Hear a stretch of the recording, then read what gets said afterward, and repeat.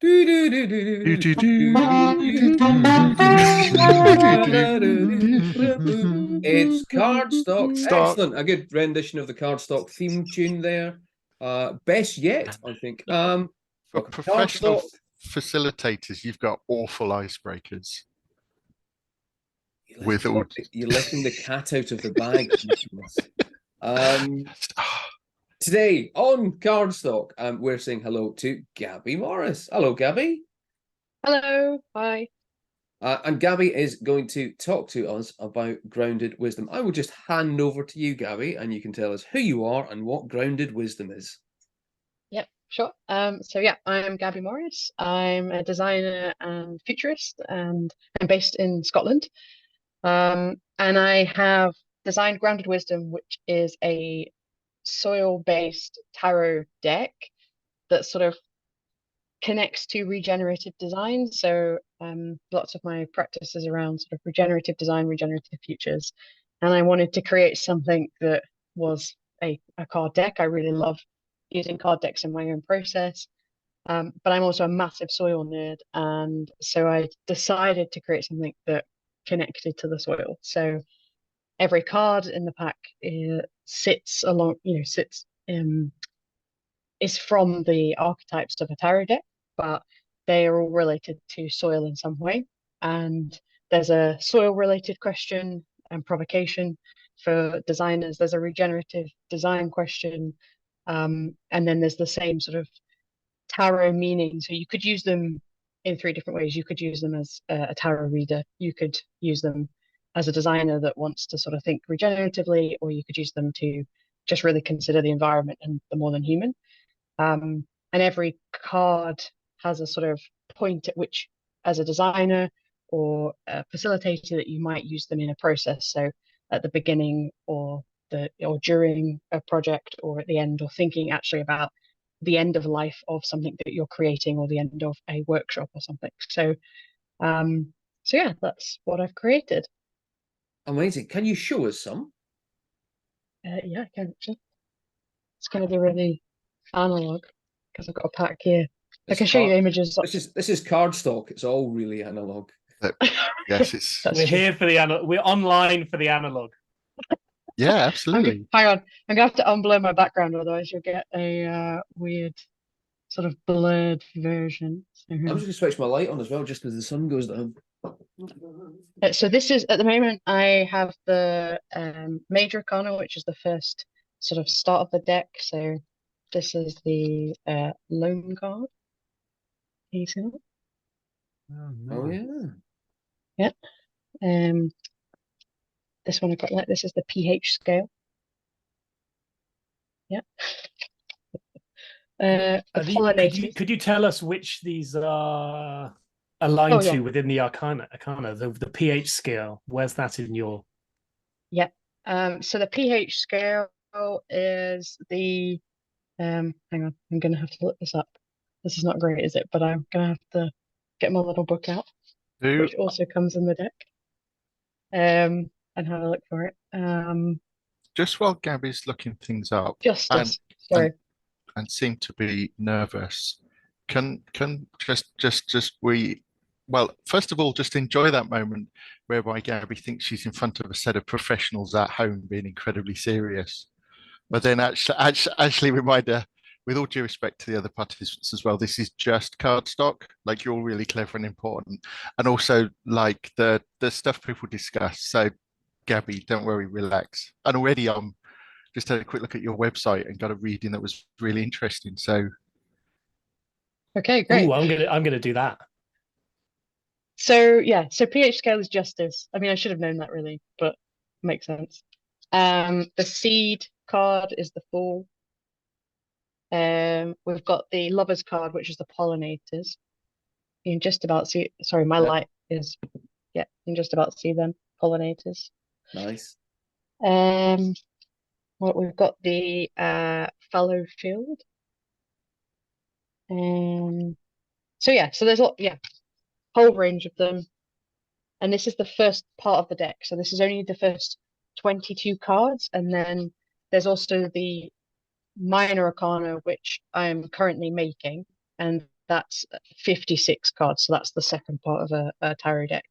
And I actually just have the Rider Waite Smith tarot deck, but it actually came from when I was a kid, my mum was not a tarot reader, but she used to read for friends and family and actually neighbors as well. So I guess she was a bit of a tarot reader, but she had this like really interesting deck in this sort of cloth, which turns out actually when I mentioned I was doing this, she still has, which is pretty amazing. And so that was a kind of inspiration for it as well. Yeah. The illustrations are absolutely beautiful. Thank you. They're So amazing. Yeah, they're really, really so nice. they're digital mixed media. So I'm not an illustrator. I've not sat there and drawn them by hand. A lot of them are created through renders. There's elements of sort of some imagery from AI in there. There's digital illustration over the top of them. But Yeah. I'd love to say that I was there hand painting them all. That would be but I'm not. But also, so one of the things I as I've said many times, my O-level art teacher, because I am that old, she told me a few months before I did my final bit of my O-level art that I had quite a good eye, but I couldn't draw. And that kind of stymied me for anything to do with any sort of visual arts for about 30 years. And only in the last sort of 8 or 10, I've learned that actually, if you've got an eye, it doesn't matter whether you can draw or not, and particularly now with the tools that we have available to us. Yeah. So actually being able to create beautiful things, they're beautiful things. That's it. Thank you. But yeah. that's also given me a lot of inspiration immediately, actually, on the idea that I'm pursuing at the moment, which is actually there's lots of ways in which I could have the ability to be able to control and create the content without having to be able to draw, because I don't need to draw, because Miss Moon was wrong. She's a lovely woman. Yeah. I mean, I was never allowed to do art at school. That was just never a thing. And it took me until I was 27 to go to art school. So I originally went to university and did geography and ecology and then never used it. And actually I do use it now, but I then went back to art school at 27 to do design, just thinking I wasn't a creative person because I can't draw.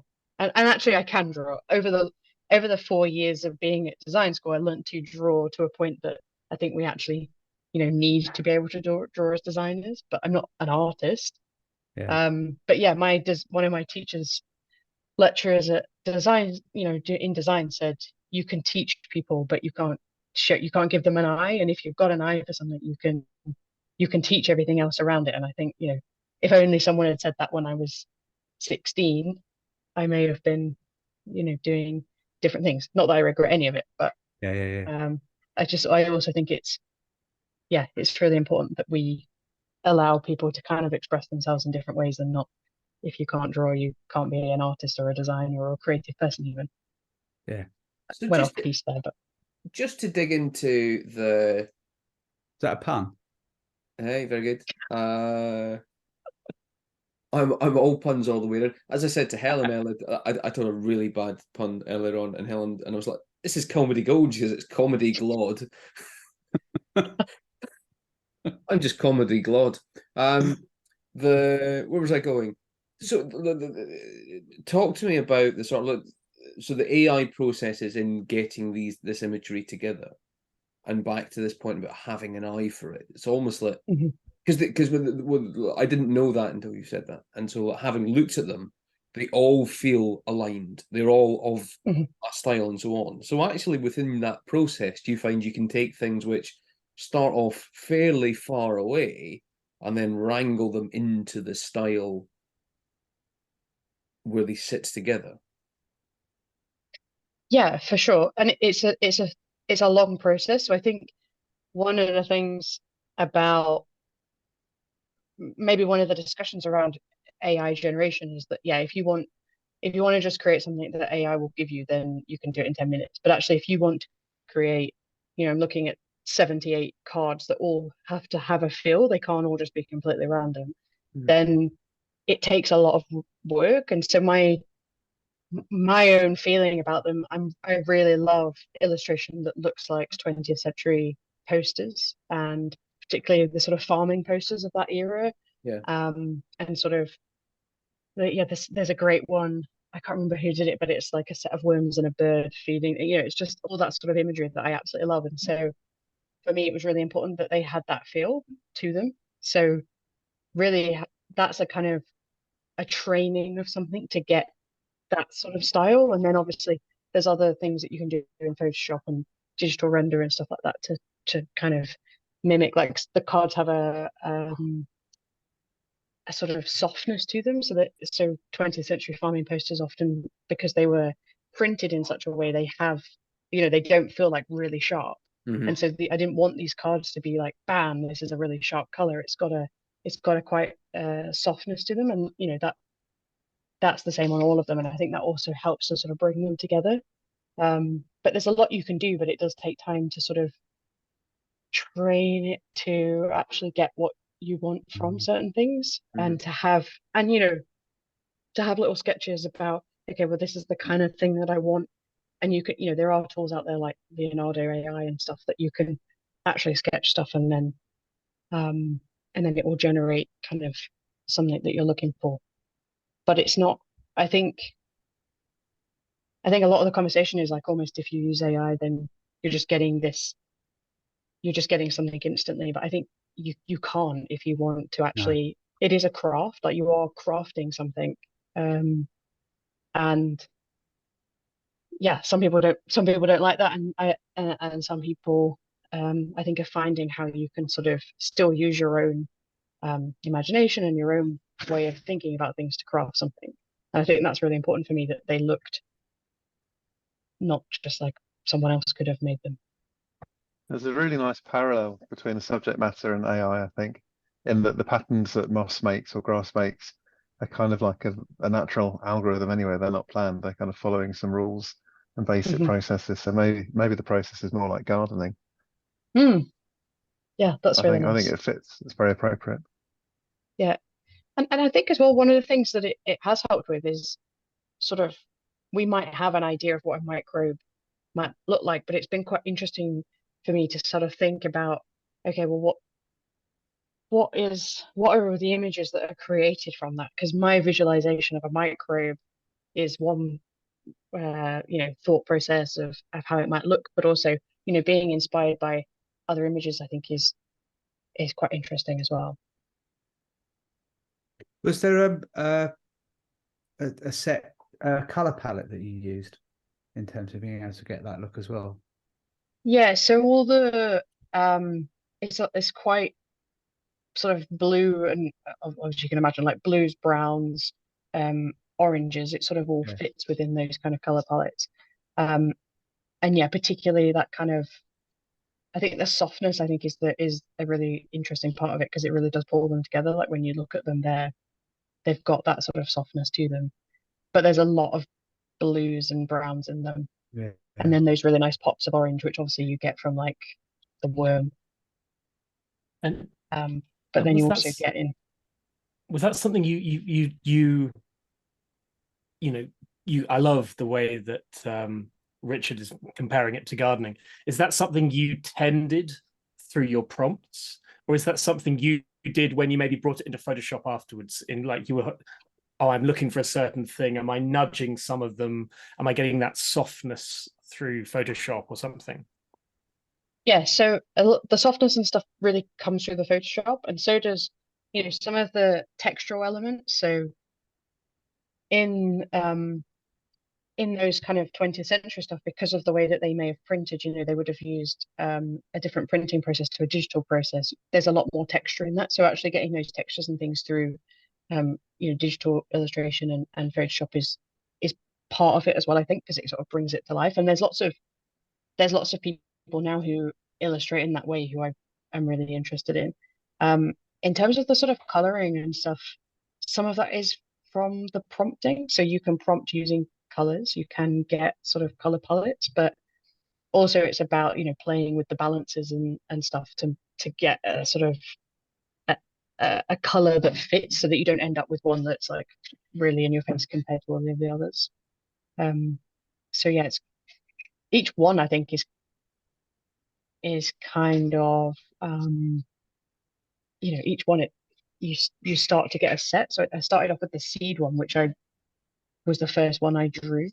And then it sort of went from there really, like how do you sort of get them to sort of start to fit together, and laying them out and thinking about how they might look. And there's loads of them that I didn't use. So there's loads of images that I've created that I thought at first would look really good. And then as you start to create all of the others, it's like, oh, actually, no, that's not quite right, or it doesn't have the same sort of color palette. So there's also been quite a lot of choice in the ones that have ended up. And the suits that are the next stage are probably slightly more tricky because I've got the suit of leaves, the fungi, microbes. And so each one has to really fit together in terms of, you've got like a king, you've got the queen, all of that sort of stuff, but then you've got 2 through to 10. So in what would be a normal tarot card, you might have sort of 10 wands and then 4 wands or something else.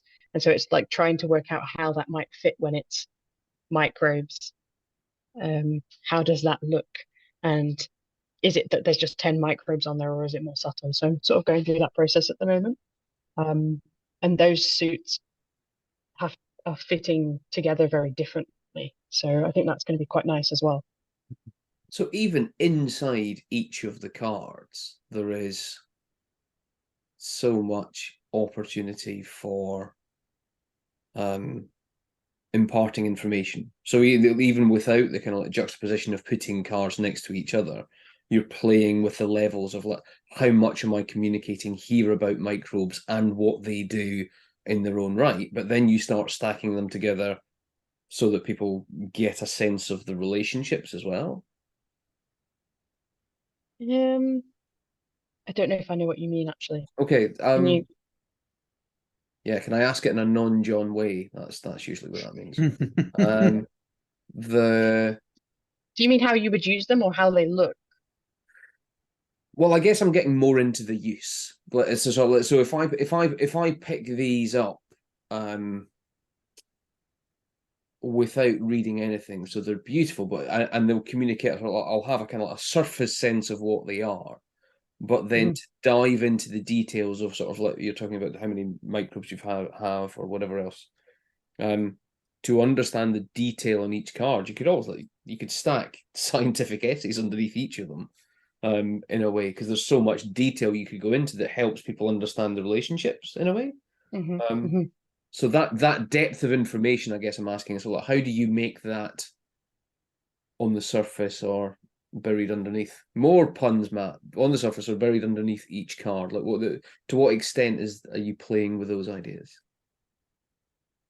So I think in terms of the visuals of them, probably not that much. So you might pick them up and you might have a stack between, an ace and 10 different microbes. And there will obviously there's different ones in that. So there's more, there's obviously more microbes and so there's a more kind of, you could read them, I guess, as a healthier soil versus a not so healthy soil. But then I think where they also come into their own is through understanding them in the booklet and understanding like what their meaning is.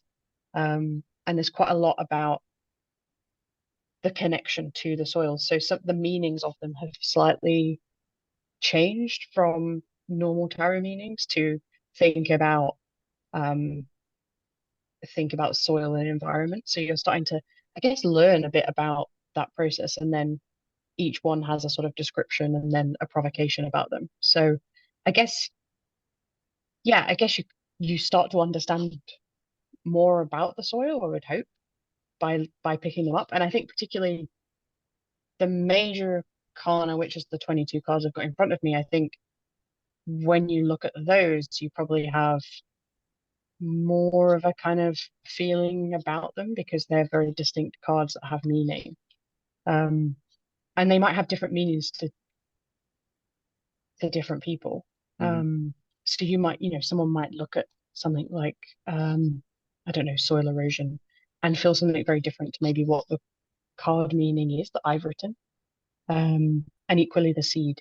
Well, any of them actually, but I think, yeah, I think really the relationship with the booklet and understanding them is probably where you're going to get the most depth and the most richness in terms of really engaging with the cards. But then there are people out there who obviously will use these as tarot readers, and they will have a very different relationship to them, because whether they're one way up or one way, the other way around, or whether they're laid out in different formations and things, that relationship will be different to how we might use them as designers or facilitators. I love the idea of an upside down rhizome. I mean, the tarot thing seems to make a lot of sense because you based it on the 22 arcana rather than the straightforward kind of taxonomy of soil things. But I really like the idea that it can kind of focus you on saying there's no such, it's not necessarily that you've got good or bad soil, it's just that certain circumstances will lead to things growing, and different circumstances will be good for different things growing. And you might think, Yeah. it's a kind of metaphor for a plant growing, like a salvia will do well in shade and clay or whatever, and you think, well, okay, I've got shade and clay, looks like I'm growing salvia. So it's more about understanding what kind of enterprises you might be embarking on that will flourish or not flourish, which is quite a nice reflexive tarot-y kind of a thing, I guess. Yeah. And I think that, there are like the loam, for instance, the loam card. I mean, actually, not many people know what loam is. But that's all sort of about a blend of elements, different conditions for growth. So if you can get a bit nerdy with these cards and start to sort of learn about that stuff, mulch, that's about regeneration and introspection and sort of protection. And there's elements of that I really, as a keeping your moisture. yeah, and that sort of hunkering down and sort of protection element, recycling of that life is so. So you can read into them if you start to really engage with that soil aspect. You can start to kind of nerd out in terms of what those meanings are, and that's the joy that I have in them. That's nice. I'm just waiting for John to make a comment about a loam shark. Hey, I'm not just here for puns. I mean, I am here for puns, but I'm not just here for puns. If you be home alone. Sorry, all right, meet him now. You can be in charge of puns next time. I want to build bricks. I want to talk to you about the Rural Futures work as well, and also so moving, but from a bridge with the car. So this is a new studio you're setting up. So why don't you sort of tell us a bit about the studio, which no one knows about yet. So that's the first time on the internet. Well, there you go. First time on the internet. Tell us a little about it, and then we'll come back to the cards and go, so where do you see something like this fitting in that practice?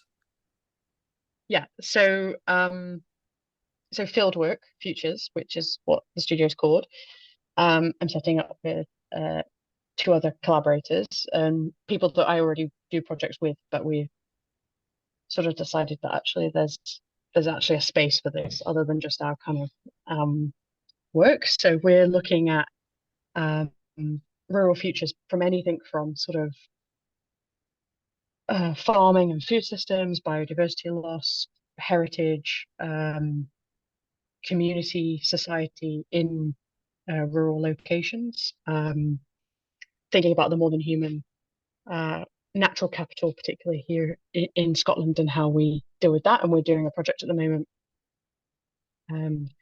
not as Feeldwork Futures, but as a group on connecting people to the soul waste earth and this idea of custodians, and thinking about how we support people in communities in Scotland to deal with land buy-up and the sort of natural capital stuff that's going on here. So for context, like lots of land is sort of being bought by organizations, but also people, and we're trying to sort of support some of that stuff.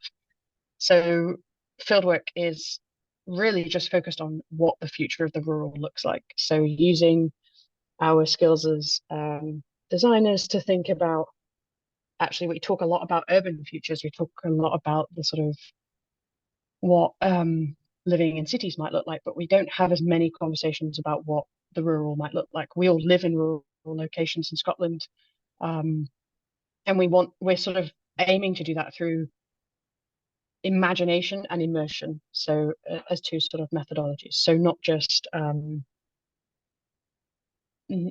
workshopping, but actually bringing things to life and creating sort of immersive futures about what we might want to see, but also what we might want to feel in the future, and sort of envisaging these sort of hopeful, joyful futures in rural spaces, which I think in terms of a studio, I think we're sort of one of a very few studios that focus on rural and not just place-based. So we're not just thinking about what does a place do, it's also all those things that happen in the rural that often are sort of overlooked, like the food system, for instance.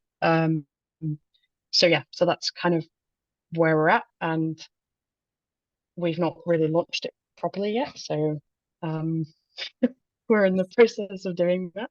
But it will be really, focusing on using lots of the tools that we use as designers, like speculative design, futures thinking, collective imagination, all of that sort of stuff, but really engaging in the rural. And actually, one of my collaborators is in rural Italy. So we're also thinking about, okay, well, what does this look like in Scotland? But what does it look like in Italy? I'm having conversations with people in the Netherlands. What does it look like in the Netherlands? How do we start to imagine what these other spaces are? I mean, even in Scotland, I recently uncovered, I was doing a talk about rural arts, and I uncovered that the Scottish government's sort of ideas about the rural are just how far away it is from an urban. So they don't really have a definition for what rural looks like, and we're a nation of a lot of people that live in rural places. So that's quite interesting in terms of how we even think about these places. And a lot of what we're selling in Scotland as rural locations are maybe the really beautiful kind of come here and travel and see all these mountains and everything else, but we're not really talking about, okay, but what do everyday people live and have in these spaces? So that's the focus, really. Matt, have you come across a thing called Grow Remote? No. So it's a thing that was initially set up in Ireland, and the initial the founder of it is a remarkable woman called Tracy Keogh, and she was at the time working for one of the Irish banks, and it was a kind of CSR type thing, but then she's kind of gone into it full time. And the idea was founded on the basis of the fact that the Irish government has invested an awful lot of money building high-speed internet into rural communities, particularly on the west coast of Ireland, which is a very distributed, very, very rural place. But that the lure of particularly tech companies to take people to Dublin and to Cork was meaning that any sort of youth in those towns and villages was being stripped out. So the idea behind Grow Remote was about being able to build remote working communities of people from different organizations in the same place. So breaking the idea that remote and hybrid working means exclusively working individually alone at home, but that actually fostering remote working communities in small communities to be able to sustain those towns and villages in rural areas. And it's gone now to be chapters across the whole world. Actually, there's still quite a lot of focus in Ireland, but might be worth checking. It's really out. interesting. Yeah, it's a really, really interesting idea. If you want to link through to Tracy, I can connect you as well. Yeah, perfect. No, that sounds really, really interesting. Yeah, but they're definitely the types of people and organizations and things that we want to reach out to and talk to. Yeah. I'm conscious of lots of things being dropped into chat. What did you just put in there, Richard? Sorry, it wasn't trying to hijack things, but just links are good in chat. Just it sounds fantastic, Gabby. Really, really interesting. It just put me in mind of a couple of other projects, which 3 projects it turns out, which I'm not part of, as well as a little part of the Royal Society one, but just maybe for kind of calibration and triangulation, possibly interesting, possibly old news. The Moors for the Future thing is Historic England, so they're the policy body for the historic environment. It's a project they've been running on the future of moorland. So thinking about, because they're coming from a heritage point of view, it's what do they mean for people and communities, as well as, you know, how many more wildfires a year are we going to have? But it's about seeing the kind of the people in the countryside and the landscape as all part of the same thing. The Landscape Histories for Landscape Futures project is really interesting. It's a kind of collaboration between the National Trust and a bunch of geographers and archaeologists who are interested in thinking about how to, I guess, long term, the kind of the big aim is to try and get people to think of heritage and landscapes as big interconnected systems that are in flux and changing and evolving, rather than kind of being static sites that you can go and visit that will never change, or, you know, our job is to try and make sure that they never change. And the Royal Society project was a kind of pre-COVID set of workshops and things on land use futures, so a lot more, much more on kind of land use as in a resource to be exploited, but an interesting kind of mainstream policy effort to think about farming, or balancing the needs of farmers and developers, and, you know, the environment, and townies like me who like to visit and all that kind of thing. But I mean, it's a really, it's the kind of area where you'd think there'd be more, you know, but it's I mean, you're right. It's not really done. It's not focused on anywhere near as much as urban planning or kind of shiny skyscraper futures. Yeah, and even just sort of like a lot of the design stuff that I see, you know, I do a lot of futures stuff, and so much of it is about how we're going to live in urban places. And I know, obviously, you know, big communities and urban spaces and things, but when we think about even climate change, you know, it will hit coastal communities really badly, you know, around the world. It will have impacts in terms of that. So there's lots, I think, to be explored in the rural that's really not. And I guess there's so much intangible heritage as well here to be explored and to think about. It's there's Thanks, Matt. on that point. So we were watching the Channel 4 thing on, which I can't even remember the name of, actually. It was only the other night. But they had Hugh Fearnley-Whittingstall and Kevin MacLeod and Mary Portas sort of doing Great Climate Fight or something. Yeah, that's it. Yeah. But one thing that struck me from the rural perspective was they went to Fairborn in Wales, because we actually happened to be in the place that they filmed, like, during our summer holidays, because we did a bit of Lake District and a bit of Wales down near Barmouth, and so we'd been on that beach, and it was like, oh, hang on, that's where we were. And I hadn't realised that sort of like the beach that we were parked up on, they basically decided, going, we're not going to repair this sea defence. That's it. As of 2054, this village is decommissioned. And you go, okay. And then they were talking to locals, and like, but no one's told us what happens in the interim 30 years. Like, there's sort of like, there's no plan. There's no way for kind of like the village to kind of like express what they need, what they want, how they support. So we're looking at it in another project. We're working with a client on the climate and health intersection, because automatically says, well, this is not just a climate problem. This is a poverty problem. This is an economic problem. This is it's a health problem, because as soon as you create areas of economic deprivation, you get all the health problems that we know come with that thing as well. All because there's this decision not to protect against the seawall, not to keep the seawall up, but then no planning beyond it as well. So the need for kind of like futures projects of this kind, which are, how do you give people a voice in this? How do you give people working around agriculture, which goes away because somebody wants to rewild all the land? So all of the regenerative farming stuff is great, but just seeing it in isolation as an ecological thing seems to be missing a trick, I think. I was obviously slightly sarcastic about missing Suffolk when it goes. My mum was brought up in Suffolk, and they're back up there now, so I know it well. I do wonder though whether actually there is something to be learned from Suffolk and history, because it's been falling into the sea forever. A lot of it was reclaimed in the first place. Places like Dunwich, the medieval city that fell into the sea, the last remnants of it. You know, I remember as a kid there was like the last bit of a churchyard, and all that's gone in the last 40 or 50 years. Yeah. But there might be actually understanding of that from East Anglia, because it's never been able to be particularly protected, and it continually just erodes and erodes and erodes. It was Doggerland originally, right? So that's a very cruel accusation of people living in Suffolk. They're not all like that, all right? Sorry about taking the puns too low there. I don't know. This is Cardstock after it hours. wasn't I being didn't realise recorded. we were I'd have filming made the that joke one. already. Late Cardstock late. The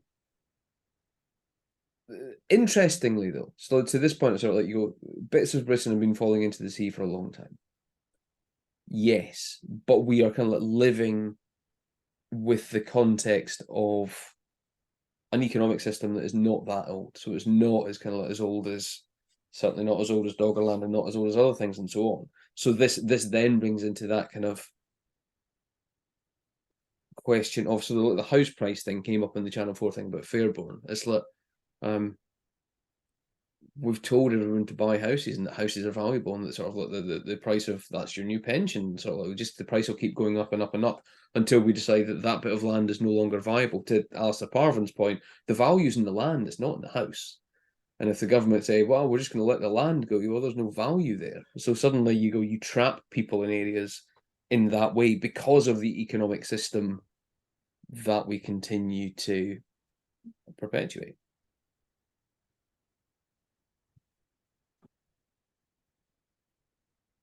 That was more of a comment than a question, wasn't it? Well, it's opening up. I mean, that's everything, right? Yeah. That's the basis of the economy in places that have the English approach to land ownership. I mean, Gabby's in Scotland, so it's a little bit different. Whereas it's us, America, and Australia, right?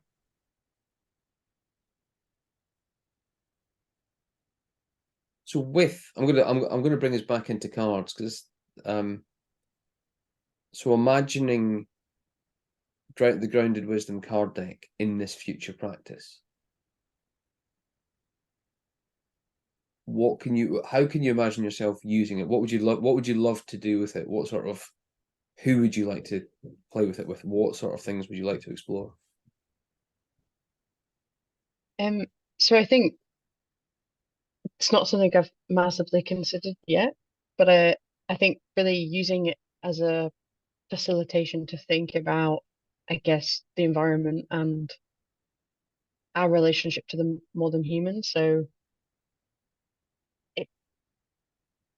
I use obviously AI tools, but one of the things that really fascinates me is how much we are having conversations about that and new technologies and all of that sort of stuff, but we have very little conversation about things like soil and what soil does for us, and our intrinsic relationship to it, because whatever you eat, what it's grown in, or what it's nourished by, ultimately impacts you, and it ultimately impacts our health system.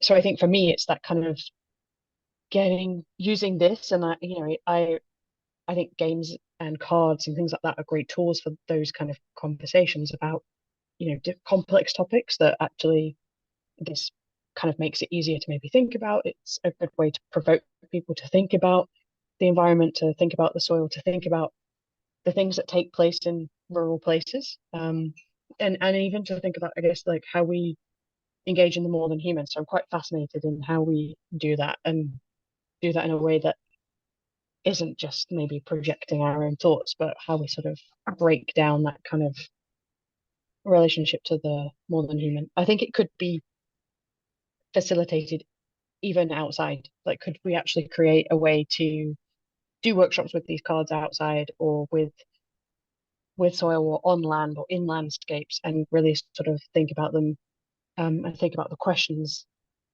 that this offers in those spaces. But I haven't considered it more than that yet. But I think it will definitely be part of the way Fieldwork sort of does a more immersive process. Definitely. And you know, part of that immersive process for me is really about the reason it's called Fieldwork, and there is a play on words there, is because we want it to be feeling first. I'm really interested in the idea of feeling provoking design and feeling something before we maybe think about it. So the idea of being outside or connecting with the environment and having conversations about it is really kind of the senses and getting people to see stuff and feel stuff and taste stuff and experience it. And before this project, I did a project called Dish the Dirt, which was about getting people to connect food and soil. And that was literally a soil dining experience where people ate different food from different soils. There was soil on the table. Hopefully no EHOs ever watched this video.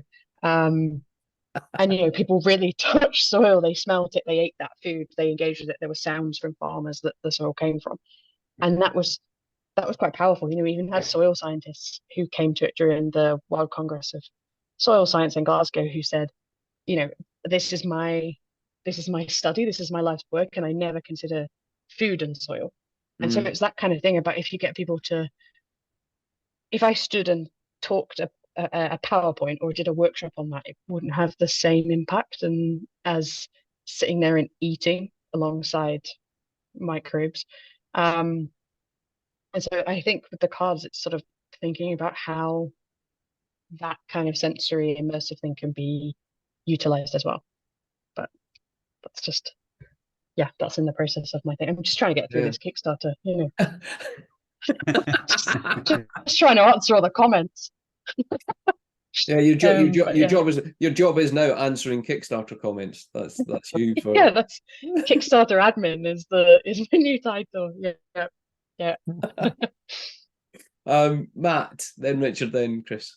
Yeah, quick on that point about the way in which these get used, facilitating conversations. Just a few thoughts on that, because this is tapping right into that thing we started off with about what would a meta program for people to be able to learn how to use cards as a facilitation aid sit like. There's a few thoughts. So the first is the value of cards as a way of being able to prompt conversations between people, and whether the conversation itself is the valuable action, or if the conversation leads to people defining actions that they will then take. And both of those can be true. The extent to which a set of cards can be used as a facilitation tool by a facilitator, or become effectively a way to self-facilitate things. So you don't need somebody. And again, both of those can be true. But I'm working on something at work at the moment where I've created a set of cards, and the idea is that we facilitate a team using the cards the first time, and then from that, then they have a tool that they can use again and again without having somebody external in. There's something about how cards can help to be able to externalize ideas. So by making it into a tangible thing that you can point at and move around a tabletop, you go from people trying to articulate a thing that's in here that I can't quite get out because it's stuck in here, to that thing there that, do you want to move it? Do you want to pull it back? Do you want to shift it over here, over there? And that I don't quite understand how all that works, but there's some magic in that. And then the final bit is about the ability to be able to create random input. And this was really interesting. So this, initially it's called a health check. I want to call it the meerkat exercise, because it allows people in our projects to lift their cells up to look at horizons and then get back into the detail of what they're doing. And there's quite a lot of people who've said, well, it needs to be the same questions that people look at each time. And we've done some trials with using cards. And one of the things that was really interesting that came up from somebody working on one of our government clients, and she said, the really good thing about having random input, you don't know which of the 20 cards you're going to get to discuss this time, is it means people can't pre-prepare. They have to be in the room to have the discussion, because they don't know what the discussion will be before they get there. And that was really interesting for me. It's something I'm sort of playing around with now as a result. So anyway, sorry, just those random things, but that's also helped me with the thinking that I'm doing about the training thing. So thank you. No, that's really great. Yeah, there's some really great thoughts in terms of how that might work. Yeah, I'll write some of this down and I'll share it as well, because I think I need to get some of this out into words. And I think, you know, that element of the randomness as well, and not being able to sort of predict what's going to come up is really interesting for this as well, in particular, the topic. So yeah, but no, they're really great. Yeah, it'd be great if you could write those down. Yeah, no, I Thank will. you. Yeah. Cool.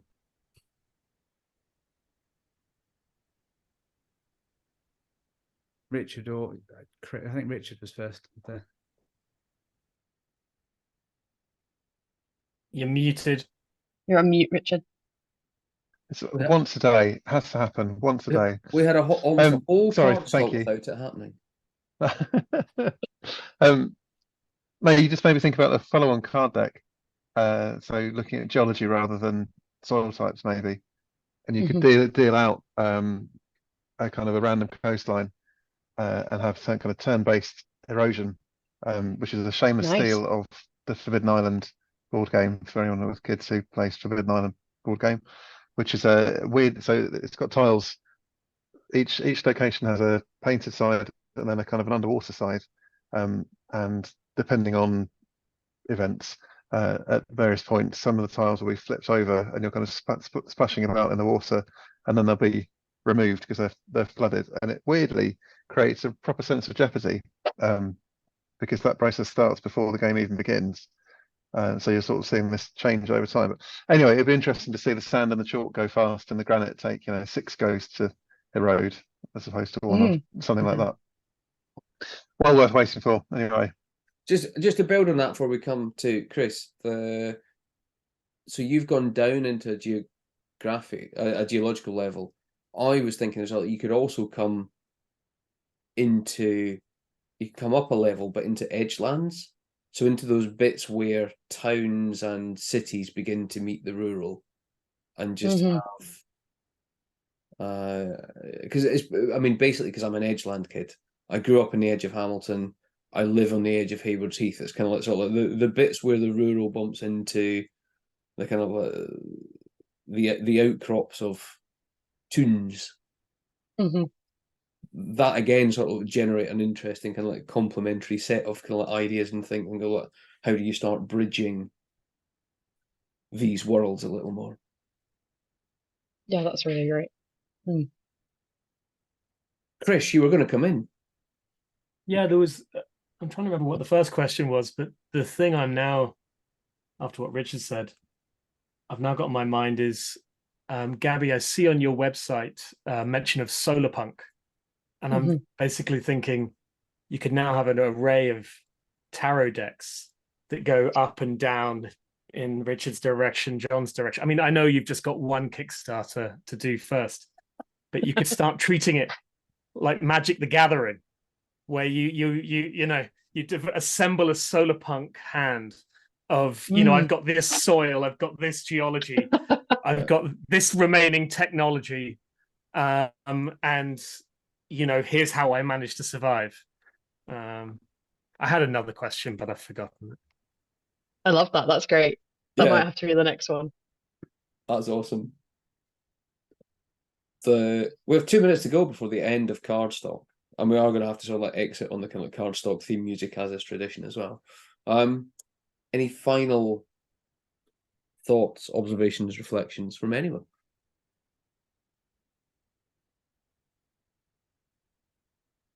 My only one is, Gabby, looking at your LinkedIn, you're friends with some people I know who must be really picking your brains on prompt engineering.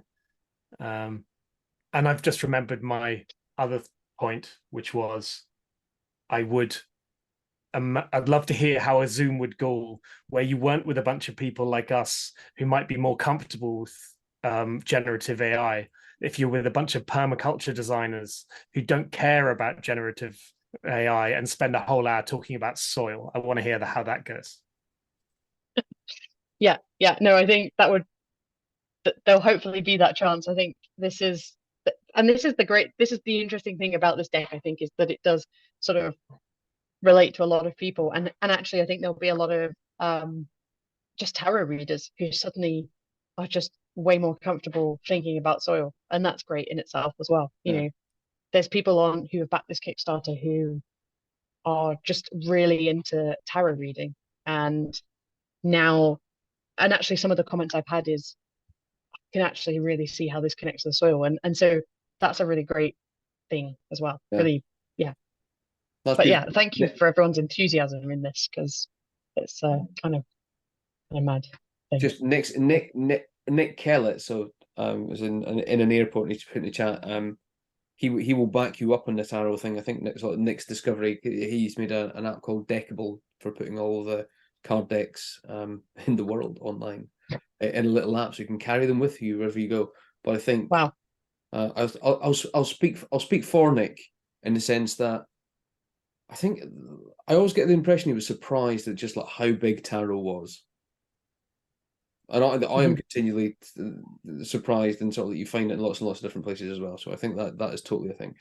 To Chris's point about the room full of permaculture engineers, this is the perfect time to announce our kind of like sister podcast, Soil Stock. Soil Stock will be recording in a garden near you. It's not nice stock forever.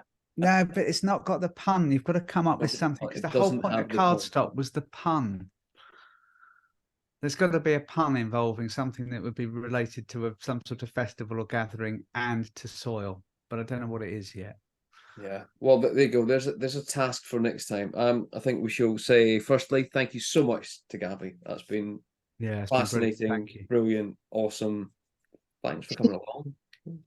No, and thanks for having me, and thanks for being super enthusiastic and asking lots of questions. Well, I hope you will join us for more in future, but also join in with it's the Cardstock theme tune. Okay, so in 3 time this time, actually. So 1 2 3 1 2 3 1 2 3 1 2 3 boop boop doo